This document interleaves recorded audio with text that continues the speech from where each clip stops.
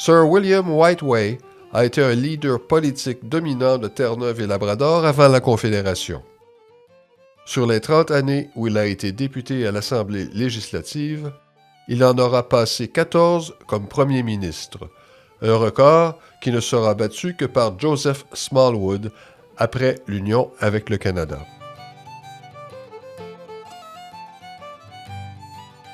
William Whiteway est né en 1828 à Devon, en Angleterre, dans une famille étroitement associée au commerce de la morue avec Terre-Neuve.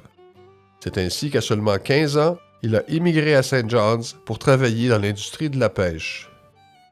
Mais le jeune Whiteway s'est rapidement trouvé un goût pour le droit et a choisi de faire un stage à un cabinet d'avocats local. Admis au barreau de Terre-Neuve en 1852, il a ouvert son propre cabinet. Un de ses clients, Charles Fox Bennett, homme d'affaires prospère et politicien, a encouragé Whiteway à se lancer en politique. Avec l'appui de Bennett, Whiteway s'est présenté sous la bannière conservatrice dans le comté de Twillingate-Fogo à l'élection partielle de 1858. Victorieux, il a conservé son siège aux 3 élections générales suivantes, soit en 1859, 1861 et 1865. Mais la popularité de Whiteway a fléchi à la fin des années 1860, lorsqu'il est devenu un ardent partisan de l'union avec le Canada.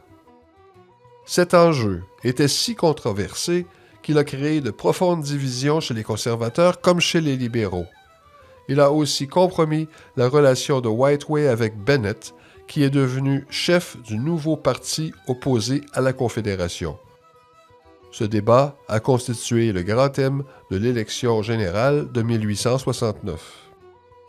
Les partisans de Bennett ont mené une campagne efficace qui a séduit les électeurs, remportant les honneurs aisément, 21 sièges à 9.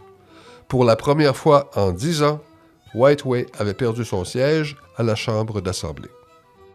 Il devrait attendre 4 ans pour se porter candidat à la prochaine élection.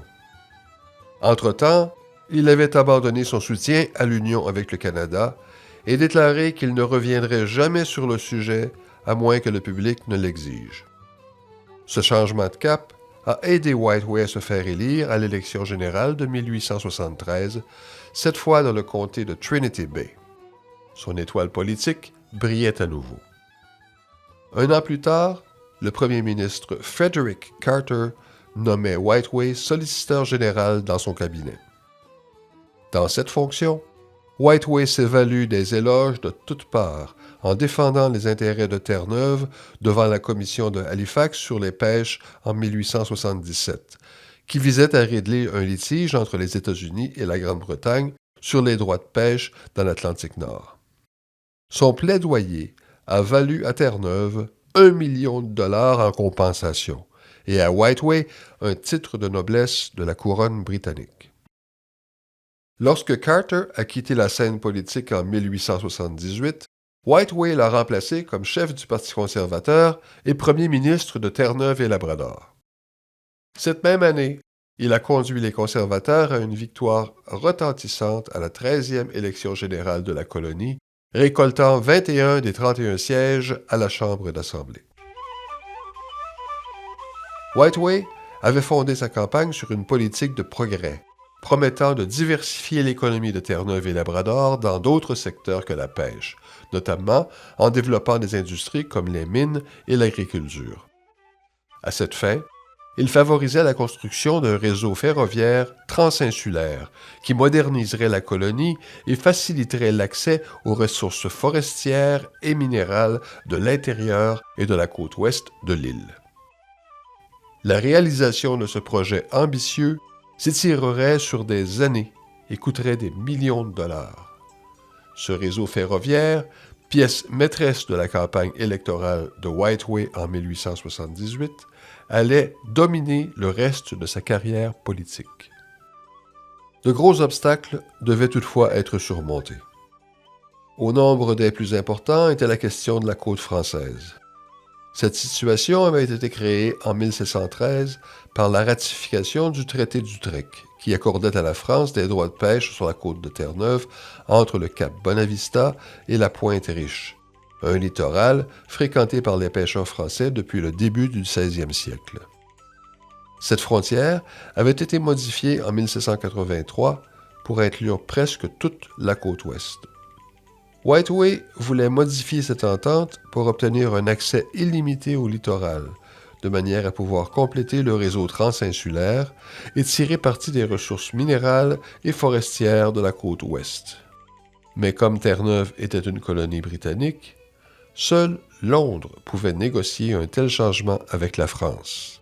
Or, peu disposée à indisposer son voisin du Sud, la Grande-Bretagne hésitait à engager une telle démarche. Modérant ses ambitions, Whiteway a plutôt opté pour la construction d'une voie ferrée entre St. John's et la baie Halles, avec un embranchement jusqu'à Harbour Grace. Le nouveau parcours évitait le problème de la côte française en aboutissant à la baie Halles plutôt qu'à la baie Saint-Georges. Par ailleurs, l'embranchement entre St. John's et Harbour Grace était sensé du point de vue économique, puisqu'il servirait la région la plus peuplée de l'île. Whiteway a aussi choisi de construire un chemin de fer à voie étroite, moins cher que les voies standards. Cette voie ferrée à rabais allait coûter quelque 4 millions de dollars, une économie substantielle par rapport aux 8,5 millions requis pour construire une voie normale jusqu'à Saint-Georges. Si ce choix était plus économique à court terme, il allait plus tard créer de sérieux problèmes en limitant la quantité de marchandises que le réseau pourrait supporter. Tandis que les arpenteurs évaluaient le nouveau parcours, un débat houleux a éclaté. Les riches marchands étaient essentiellement opposés au projet, soutenant que les coûts faramineux de la construction et de l'entretien du chemin de fer plongeraient la colonie dans un abîme de dettes. Les partisans du projet prévoyaient que le chemin de fer créerait des emplois et aiderait à diversifier l'économie. En appuyant le chemin de fer, Whiteway se posait en défenseur de la classe laborieuse, une stratégie efficace qui allait lui faire remporter l'élection de 1878. Il a accordé le contrat de construction à Albert Blackman, un avocat de New York à la tête d'un consortium d'investisseurs. Les travaux ont débuté durant l'été 1881 et, à la fin de l'année, 16 km de voies avaient été posés à St. John's. Le projet avait fourni de l'emploi à 400 travailleurs et promettait d'en embaucher de nombreux autres. La popularité de Whiteway restait élevée, surtout auprès des électeurs de la classe ouvrière, et allait procurer au Parti conservateur une autre majorité à l'élection générale de 1882. Mais son second mandat de premier ministre s'est révélé houleux. Blackman et son consortium ont vite manqué de fonds, interrompant les travaux en 1884 et se déclarant en faillite. Une mauvaise saison de pêche minerait davantage l'ascendant de Whiteway, ainsi qu'une campagne énergique menée par Robert Thorburn, qui s'opposait au chemin de fer et accusait Whiteway de négliger les pêcheries. D'autres difficultés étaient survenues en 1883 après qu'une escalade des tensions entre catholiques et protestants ait provoqué une émeute à Harbour Grace au lendemain de Noël. L'escarmouche allait causer la mort de 5 hommes, en plus d'en blesser 17 autres. Les tentatives de Whiteway pour réconcilier les deux clans lui ont aliéné plusieurs députés protestants influents de son parti qui ont quitté leur siège pour se joindre à Thorburn. Whiteway allait démissionner de son poste de premier ministre en 1885 et s'abstiendrait de se présenter à l'élection générale cette année-là. Après ce recul de la vie politique, Whiteway y est revenu 4 ans plus tard pour l'élection générale de 1889 en tant que chef du Parti libéral. Sa promesse de reprendre la construction du chemin de fer a trouvé un écho auprès des électeurs qui l'ont réélu premier ministre. Cette fois, il a chargé l'ingénieur écossais Robert Reid d'achever les travaux, qui ont progressé beaucoup plus vite sous sa direction que sous celle de Blackman. Satisfaits de ces progrès, les électeurs ont reporté Whiteway au pouvoir à l'élection générale suivante en 1893. Mais un nouveau scandale allait éclater, l'opposition conservatrice accusant Whiteway et plusieurs autres libéraux de corruption pour avoir acheté des votes avec des fonds publics. Ce scandale a mené à la démission du gouvernement libéral de Whiteway et à son remplacement par un gouvernement conservateur minoritaire dirigé par Augustus Goodridge. Cette administration s'est toutefois révélée d'aussi courte durée et a dû abdiquer lorsque l'effondrement bancaire de 1894 a plongé la colonie dans une crise économique sans précédent. Les libéraux allaient reprendre le pouvoir et Whiteway redeviendrait premier ministre en 1895. Mais sa réputation avait été gravement entachée par les scandales et la faiblesse de l'économie. La popularité de Whiteway s'évaporerait au cours des 2 années suivantes et il serait défait à l'élection de 1897. Ironie du sort, c'est la même année que le réseau ferroviaire transinsulaire, qui avait alimenté la carrière politique de Whiteway, serait achevé. Whiteway s'est présenté une dernière fois à l'élection générale de 1904.